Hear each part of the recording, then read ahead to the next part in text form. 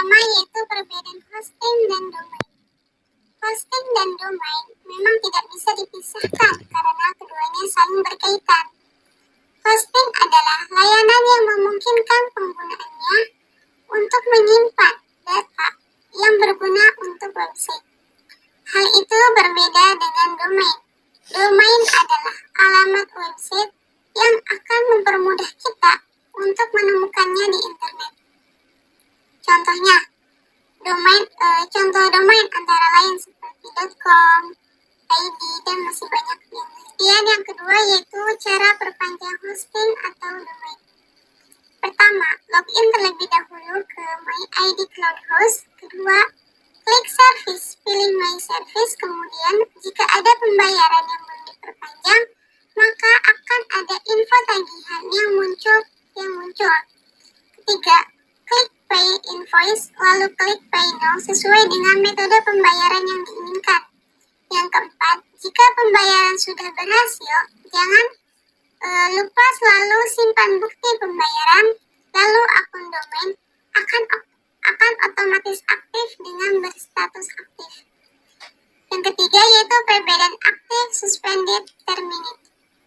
Status aktif merupakan keadaan di mana ketika hosting dan domain aktif atau dapat digunakan dengan sebagaimana mestinya, karena sudah melunasi pembayaran atau perpanjangan hostingnya. Kemudian status suspended merupakan keadaan di mana ketika hosting yang belum dibayarkan atau belum diperpanjang, maka akun domain tersebut ditangguhkan masa aktifnya, sehingga kita tidak bisa akses sampai pembayaran terselesaikan. Kemudian status terminated merupakan keadaan di mana ketika hosting kita belum dibayarkan atau diperpanjang sesuai melewati tenggat waktu yang diberikan, maka akun domain kita akan dihapus secara otomatis. Dan yang keempat yaitu sebelum menginstal model harus memperhatikan syarat-syaratnya sebagai berikut. Yang pertama yaitu pastikan kamu memiliki hosting dan domain dulu, kemudian punya akses ke dalam cPanel. Setelah memperlihatkan hal-hal tersebut, selanjutnya kita bisa menginstal model dengan langkah-langkah berikut. Nah, langkah yang pertama yaitu membuat subdomain. Subdomain adalah bagian tambahan dari nama domain induk. Misal, domain utama kamu nama sekolah.com. Lalu kamu bisa buat subdomain baru yaitu kelas.namasekolah.com. Langkah kedua, masuk cPanel, install model. Kamu harus login dulu ke cPanel yang ada di hosting kamu. Setelah login, klik menu Software Plus yang berada di kategori yaitu software atau service. Software Plus ini adalah perangkat lunak auto installer yang memungkinkan instalasi aplikasi web dengan mengklik tombol. Setelah masuk menu Software Plus, maka menu Educational atau Model, kemudian klik Install Now.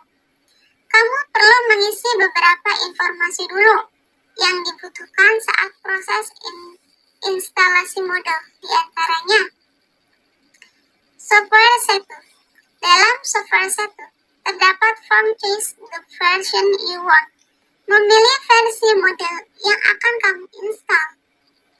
Kemudian choose installation URL. Memilih nama domain mana yang akan diinstal. Kemudian data directory. Memilih tempat untuk menyimpan file. Cron job yaitu sebaiknya atur secara default saja set setting. Dalam set setting, kamu perlu mengisi form set name dan set description. Admin akun. Isikan data-data kamu untuk melengkapi informasi admin model.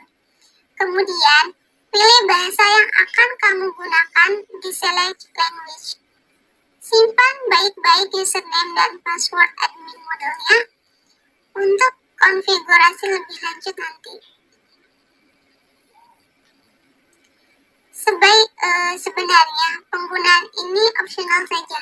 Kamu bisa mengubah nama database dan table verifix yang akan kamu gunakan dengan mengaturnya di section ini. Kemudian klik install dan tunggu sampai proses instalasi selesai. Dan yang kelima yaitu alamat domain atau e-learning HTTPS e-learning.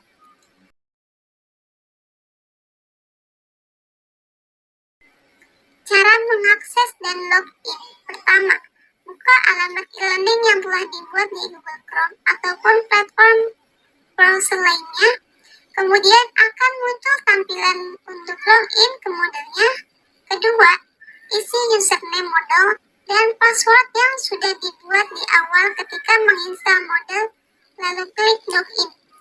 Tunggu beberapa saat, maka akunmu akan berhasil login. Kemudian yaitu membuat course. Silakan klik manage course, klik manage course Anda kategoris. Silakan pilih create new course.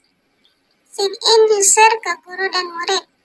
Terlihat course sudah berhasil dibuat. Selanjutnya silakan klik enroll user. Dan yang ketujuh yaitu membuat table pada modul.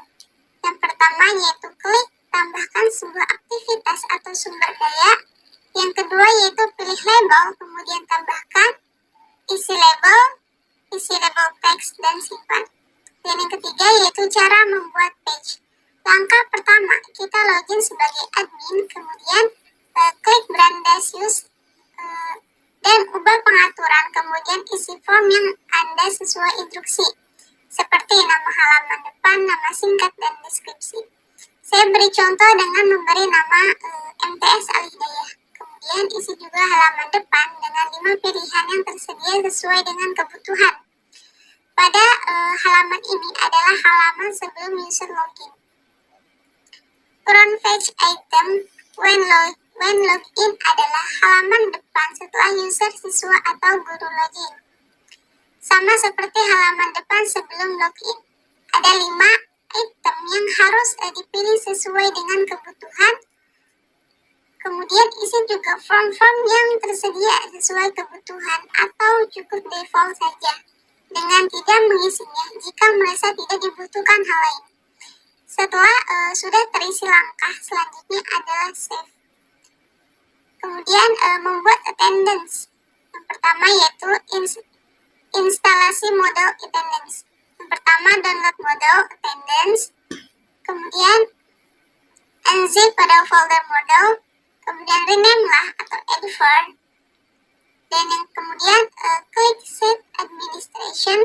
Kemudian notification untuk memeriksa atau melanjutkan proses instalasi.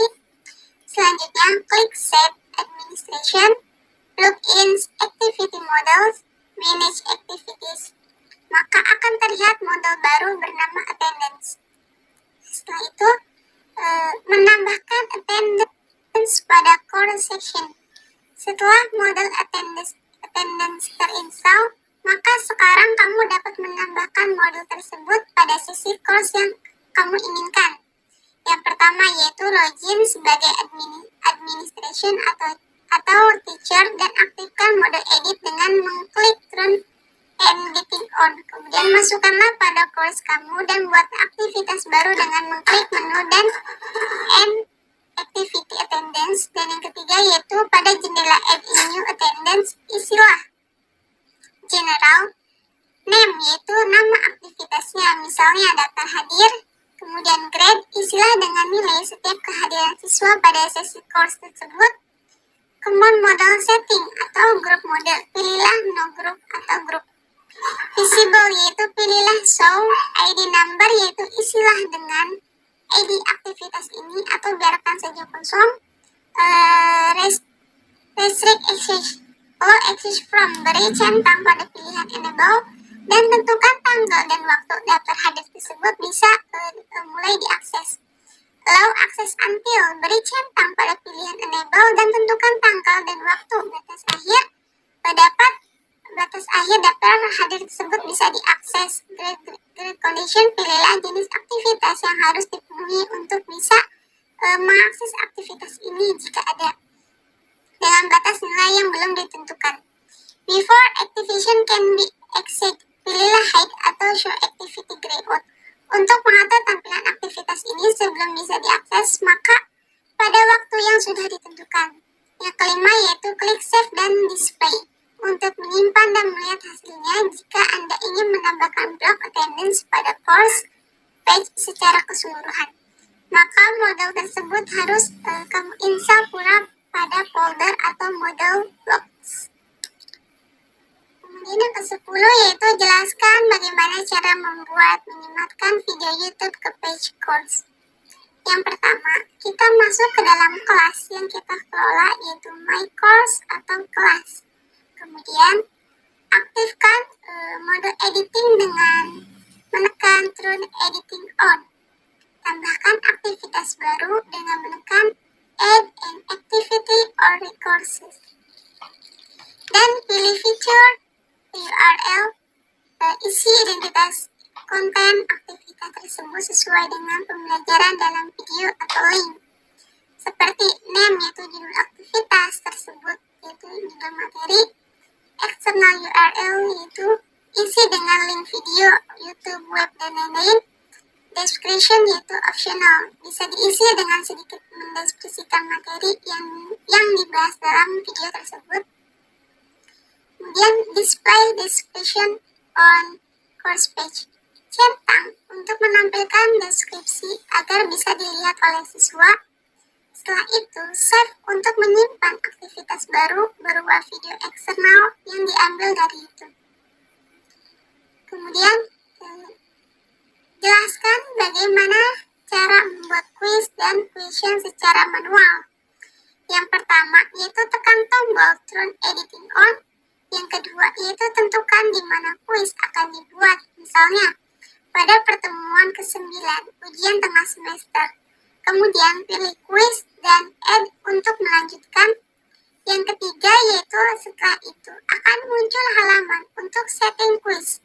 Dari halaman ini, hanya judul quiz yang harus diisi. Sedangkan isian lainnya secara default sudah terisi. Sehingga untuk sementara dibiarkan saja apa adanya.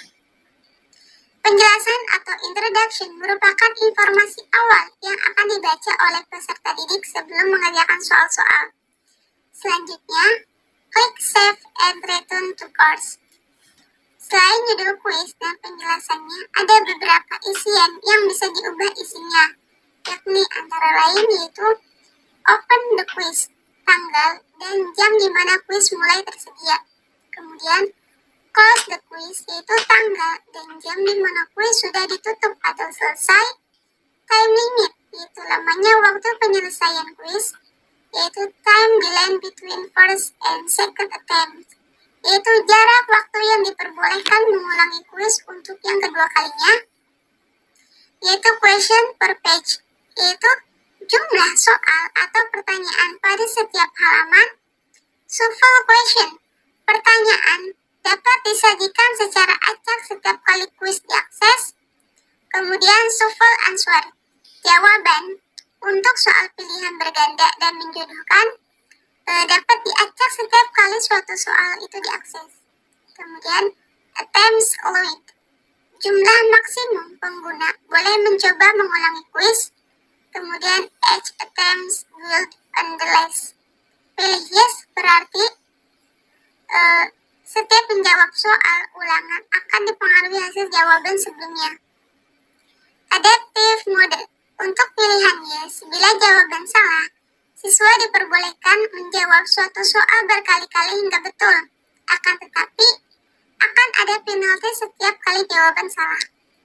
Grading method, untuk soal yang boleh diulang, cara menentukan nilai akhir dapat dipilih, misalnya nilai tertinggi, rata, pertama, atau terakhir. Student my review, pilihan ini akan mengatur kapan siswa dapat mengetahui respon, skor, umpan balik, jawaban yang benar, dan lain-lain. Show quiz in secure window, soal akan ditampilkan dalam Windows khusus guna mengurai kemungkinan siswa berbuat curang. Selanjutnya ialah melakukan pembuatan soal-soal baru dengan cara klik nama kuis yang dibuat sebelumnya. Kemudian, klik ikon gerigi di kanan atas, kemudian klik edit kuis, kemudian tekan add. Pilih jenis kuis yang diinginkan dan ditentukan skor atau grade setiap kali kuis yang dibuat. Buat kuis sesuai yang dibutuhkan, kemudian save change. Selanjutnya yaitu jelaskan apa yang dimaksud dengan question bank. Bank soal adalah tempat online untuk menyimpan dan mengelola semua pertanyaan kuis kamu secara terpusat yang diatur berdasarkan kategori. Semua jenis pertanyaan dapat ditambahkan ke bank termasuk pilihan ganda, isian, unggah file, dan esai. Kategori memungkinkan kamu untuk mengelompokkan pertanyaan serupa seperti subjek, genre, atau tingkat kesulitan. Kamu dapat dengan cepat membagikan, dan menganalisis hasil dengan pertanyaan yang ditetapkan dari setiap kategori di bank kamu. Kemudian, kumpulkan soal membentuk bank soal. Ini memungkinkan kamu untuk membuat, melihat peninjau, dan mengedit pertanyaan yang tersimpan. Bank soal dapat menyimpan pertanyaan dalam kategori. Kategori dapat dibatasi untuk digunakan pada tingkat situs kursus atau kuis. Soal-soal yang disimpan di bank soal dapat digunakan kembali dalam berbagai kuis dan pelajaran. Pertanyaan ditambahkan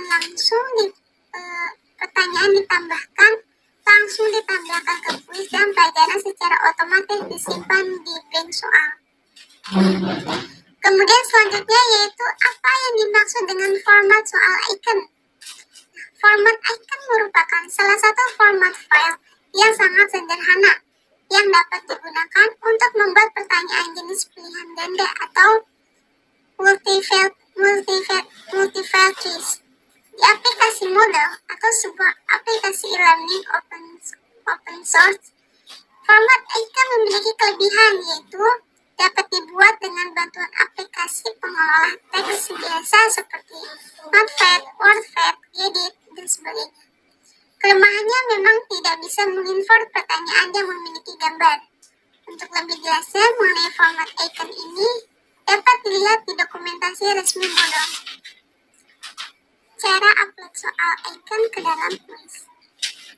Ada beberapa cara, yaitu yang pertama, buka aplikasi Moodle yang telah kita gunakan sebelumnya, kemudian kita login dan membuat aktivitas baru berupa kuis. Dan yang kedua yaitu setelah proses pembuatan kuis selesai, lakukan import soal. Ketiga yaitu lalu pilih format icon, kemudian upload soal yang telah kita buat tadi. Dan yang keempat yaitu setelah proses import selesai, kemudian klik continue. Kelima yaitu setelah itu, silahkan memasukkan soal yang telah kita import tadi dengan klik edit quiz. Dan kita pilih soal mana saja yang akan kita masukkan sebagai bahan kuis bagi peserta didik. Kemudian yang keenam yaitu centang suffle untuk mengacak soal. Kemudian pilih from quiz bank. Ketujuh yaitu setelah selesai memilih, silahkan klik save. Dan ke-8 yaitu kuis sudah siap untuk dikerjakan. Kemudian cara upload file berupa PDF. Yang pertama yaitu buka course yang akan kita upload file materinya. Kemudian yang kedua yaitu pilih bab atau materi mana yang mau ditambahkan filenya. Silakan klik tambahkan sesuai aktivitas atau sumber daya yang di sebelah kanan. Lalu muncul pilihan dan kita pilih yang file, lalu klik tambah. Kemudian tulis judul dan file yang akan diupload, tulis deskripsi, itu tidak wajib. Kemudian klik tombol lampiran file. Sehingga akan muncul jendela upload file, klik upload a file, choose file. Cara file yang mau di-upload yaitu maksimal 1 MB. Open upload this file, kemudian jika file sudah terupload maka akan muncul icon filenya. Setting this completion do not edit shape. Klik simpan lalu kembali ke atas kursus. Kemudian maksud dari restrict access yaitu merupakan fitur pembatasan akses yang memungkinkan dosen untuk membatasi ketersediaan aktivitas pembelajaran sesuai dengan kondisi yang dapat disesuaikan berdasarkan tanggal, nilai, kelompok, atau grup. Kemudian yaitu maksud dari activity completion, yaitu activity completion sebagai tanda kehadiran mahasiswa seperti pertemuan reguler. Activity completion ini harus diaktifkan secara manual oleh dosen pengampu pada setiap activity, yaitu forum, quiz, dan segment, atau resource file, link, atau video yang ingin digunakan sebagai persyaratan kehadiran mahasiswa. Nah, pada manual ini akan dicontohkan cara mengaktifkan activity completion di activity segment. Untuk activity lainnya, langkahnya kurang lebih sama, hanya berbeda dengan activity atau records-nya saja. Sebelum dapat melakukan setup activity completion, dosen pengampu harus memastikan completion tracking atau pada edit setting course-nya harus aktif.